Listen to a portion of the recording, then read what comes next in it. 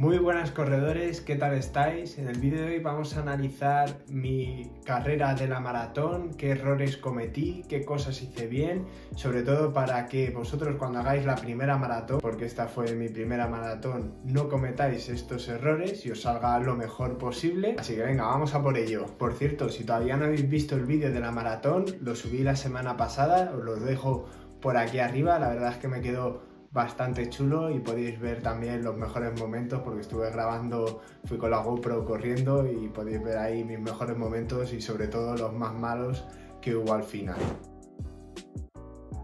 Os voy a poner un poco en contexto, yo llevo corriendo unos 2 años donde he estado entrenando sobre todo asfalto, pero bueno, también he hecho alguna carrera de trail, de montaña. He hecho ya varias medias maratones, he hecho como 4 o 5 medias maratones de asfalto y 3 de montaña. Y entonces hace 4 o 5 meses que decidí, venga, voy a dar el salto, voy a prepararme una maratón, sobre todo para ir cogiendo resistencia, para ir cogiendo esa base aeróbica que luego me permita mejorar más en distancias como media maratón, 10 kilómetros o 5 kilómetros. Porque bueno, y aquí hago un inciso, si tú quieres mejorar en 10 kilómetros, en media maratón, o sea, si tú quieres correr más rápido, es importante que vayas ganando más resistencia. Entonces, el objetivo con mi primera maratón era ese, ganar resistencia, ir corriendo cada vez más kilómetros y dije, bueno, pues si yo tengo de objetivo prepararme la maratón, o sea, de ir aumentando tantos kilómetros, pues está alineado. Esta planificación de la maratón en concreto la empecé cuando terminé la media maratón de Getafe, que fue la última semana de enero. Entonces yo tenía febrero, marzo y casi todo abril para prepararme la maratón. Mi objetivo básicamente era ir aumentando kilómetros porque la tirada más larga que había hecho hasta ese momento eran unos 22 kilómetros. Entonces yo quería aumentar, pues por lo menos hacer una tirada en los entrenamientos de 28 o 30 kilómetros. Yo en la carrera me encontraba bien, me encontraba con confianza de poder terminarla bien. De hecho, los primeros 20 kilómetros fueron básicamente sin problema. Yo iba a un ritmo cómodo. Sí es verdad que me dieron un pequeño problema estomacal, pero que se solucionó a los pocos kilómetros. Entonces yo iba, pues eso, en el kilómetro 25 o 28, yo iba con muy buenas sensaciones. ¿Qué pasa? Que, bueno, si conocéis el circuito de Madrid, te meten en casa de campo, como en el kilómetro 24, que es un recorrido más o menos de asfalto, tierra, que es bastante duro porque te está dando el sol y demás. Y al salir de casa de campo, en el kilómetro 28-30, pues ahí ya me empezó a dar el bajón. Esto podría ser lo que dicen del típico muro, de que te quedas sin energía y que te da un muro y tienes que bajar el ritmo. Pero la verdad es que yo tampoco bajé mucho el ritmo, sí que me encontraba peor, porque claro, había hecho muchos kilómetros, no que había hecho un rodaje tan largo, entonces yo llevaba muchos kilómetros y es normal que me sintiese peor.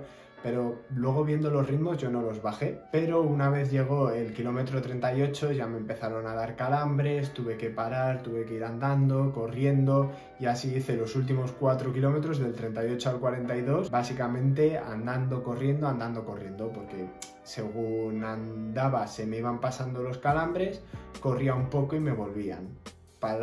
Volvía a andar, se me pasaban y volvía a correr y me volvían. Pero bueno, vamos a analizar eso, vamos a analizar si es una buena idea lo que hice, por qué me pasó y qué haría para evitar eso. Vamos a analizar esto de los calambres, porque sí que es verdad que no es la primera vez que me pasa y además le pasan a bastantes corredores, sobre todo con distancias largas. Entonces, los calambres pueden venir básicamente por falta de hidratación, por falta de sales en el cuerpo o por falta de entrenamientos de fuerza. Yo este último punto, los entrenamientos de fuerza, sí que me los tomo bastante en serio, sí que hago bastantes entrenamientos de fuerza, así que me imagino que ese no fuese el punto. La parte de las sales, yo me suelo tomar una pastilla de sal cada hora. Sí que es verdad que la última hora no me la tomé, solo me tomé 2 pastillas de sal y me tendría que haber tomado la tercera, así que ese puede ser un punto, pero el más determinante, y que seguramente fuese por eso, fuese por la falta de hidratación. Yo durante la primera parte de la carrera, pues bueno, tampoco hacía mucho calor y yo me estuve hidratando bien, yo no sentía que tuviese que beber más agua. Pero en la segunda mitad, que ya se acercó pues las 11 de la mañana, ya además está haciendo bastante calor en Madrid, ahí ya sí que empecé a notar que yo sudaba más de la cuenta y que sentía ya esa sed. Al final la cantidad de agua que vas a tener que beber pues va a depender de ti, de la cantidad de agua que sudes, pero también de la temperatura que haya afuera. ¿Qué pasa? Que yo llevaba una buena estrategia de alimentación, de hidratación para la primera parte de la carrera, que más o menos me bebía pues como medio litro a la hora, un poco más, unos 600-700 mililitros de agua a cada hora. El problema es que la segunda mitad pues tendría que haber bebido más, tendría que haber cogido la botella que me daban e irmela bebiendo a lo largo de los kilómetros. Como no hice eso, me empezó a dar una falta de hidratación y ahí es cuando empezaron a venir los calambres. ¿De esto qué aprendo? Pues que es mejor pasarse de agua, o sea, beber más agua de la necesaria, sobre todo con el calor que hacía, a quedarte corto y que te empiezan a dar calambres, y ya no solo los calambres, sino esa sensación de necesito agua, necesito beber algo porque hace mucho calor y tengo mucho calor. Otro punto también importante es que no llevé gorra. Para la primera mitad no la hubiese necesitado, pero para la segunda mitad, que ya empezó a dar el sol y además el sol ya a las 11 de la mañana está arriba y no hacen tanta sombra con los edificios, me dio bastante. Una gorra que luego me la dejó un amigo que me acompañó a partir del kilómetro 32, pues me vino muy bien y no tenía esa sensación del calor que hacía, pero si lo hubiese llevado durante todo el recorrido y si lo hubiese llevado sobre todo en casa de campo que nos dio durante los 4 o 5 kilómetros de casa de campo, me hubiese venido muy bien. Otro fallo que tuve fue que cuando yo estuve cansado, a partir del kilómetro 35, fue como que me olvidé de la nutrición. Yo ahí me debería de haber tomado otro gel que no me tomé, me tendría que haber tomado también una pastilla de sal que no me la tomé. ¿Por qué? Porque iba tan cansado que dije, ¿para qué? La verdad, o sea, ahora lo pienso y digo, pero ese error, o sea, ¿cómo puedes pensar que la nutrición para qué? O sea, pensé, si ya no queda nada, ya queda poco, ¿qué pueden quedar? 15 minutos, 20 minutos. O sea, el pensar eso fue un fallo muy grande. Posiblemente si me hubiese tomado el gel, si hubiese tenido una mejor hidratación y me hubiese tomado la pastilla de sal, no me hubiesen dado esos calambres que me dieron al final. Pero bueno, esto es algo que aunque lleves muy bien la teoría, luego en la práctica pues te puede llevar una mala pasada. Al final ya lo he sentido, ya sé que se siente. Para las próximas veces pues de esto he aprendido y ya seguramente que no me pase más. Algo que sí que hice bien fue el ritmo que llevé. Fui básicamente a un ritmo cómodo, pulsaciones bajitas, aunque sí que parece que fui de más a menos, porque al principio llevaba como una media de 4.45, 4.50 de ritmo y luego al final terminé en 5.7, pero el problema que hubo fueron los calambres. Los últimos 4 kilómetros tardé muchísimo y sobre todo los últimos 2, que tardé como 15 o casi 20 minutos en terminarlos. Entonces claro, al final el ritmo con esos 2 tramos se me fue un poco. Pero bueno, en general en la carrera bien, buenas sensaciones, que es lo importante, sobre todo en la primera maratón, buscar terminar la carrera, no buscar un ritmo, ni buscar terminarla en cierto tiempo, únicamente hacer la distancia y ya está, ese era mi objetivo y con esa parte estoy contento. Vamos a hablar ahora de la parte del entrenamiento, de los 3 meses que tuve para preparar esta carrera, que fueron febrero, marzo y casi todo abril. Sí que es verdad que, bueno, que yo llevo más tiempo corriendo, pues centrarme en esa carrera, en hacer distancias más largas, entrenamientos más largos, solo fueron esos 3 meses. Y ese fue un problema porque la verdad es que es bastante poco tiempo. Al final yo empecé febrero haciendo rodajes largos de 18-20 kilómetros, luego a mitad de marzo fui subiendo a 22-24 kilómetros y en abril hice de 26 y de 28 kilómetros. El problema, que solo hice un rodaje largo de 26 kilómetros y un rodaje largo de 28 kilómetros. Iba a querer hacer un otro de 30 kilómetros, pero al final el día que lo iba a hacer me dolía bastante la tripa y no lo pude hacer, y luego ya se me acercaba mucho con el día de la prueba, entonces al final no hice ese rodaje de 30 kilómetros que me hubiese venido muy bien. Si tuviese que preparar otra vez la maratón, lo hubiese preparado con más tiempo. No te digo que mi objetivo principal hubiese sido esos 6 meses una maratón, pero sí que me hubiese enfocado los entrenamientos a hacerlos más largos, a hacer tiradas de 22, 24 kilómetros, para que cuando quedasen 3 meses pues ya me pudiese centrar únicamente en distancias más largas y haber hecho al menos 2-3 entrenamientos de 26 kilómetros, al menos 2 de 28 y al menos uno de 30 kilómetros, para yo notarme con más fuerzas y que haber hecho rodajes más largos.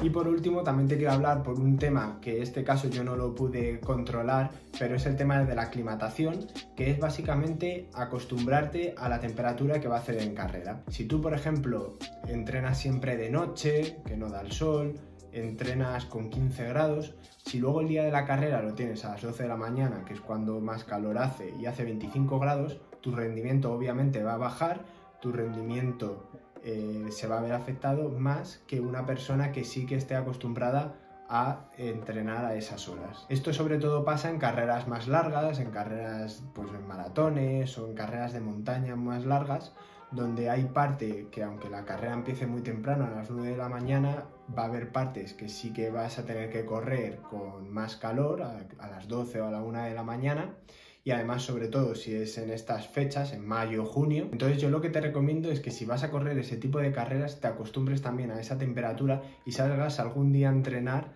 a esas horas. Ya os digo que eso es algo que yo no pude controlar porque yo sí que entreno normalmente a la 1 de la tarde.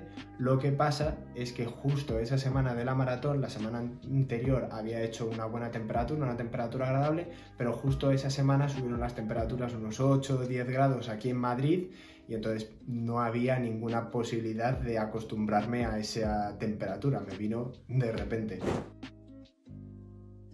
Y bueno, a la cuestión de si debería de haber parado, haberme retirado o hecho bien en seguir, pues a ver, aquí hay que verlo desde dos perspectivas.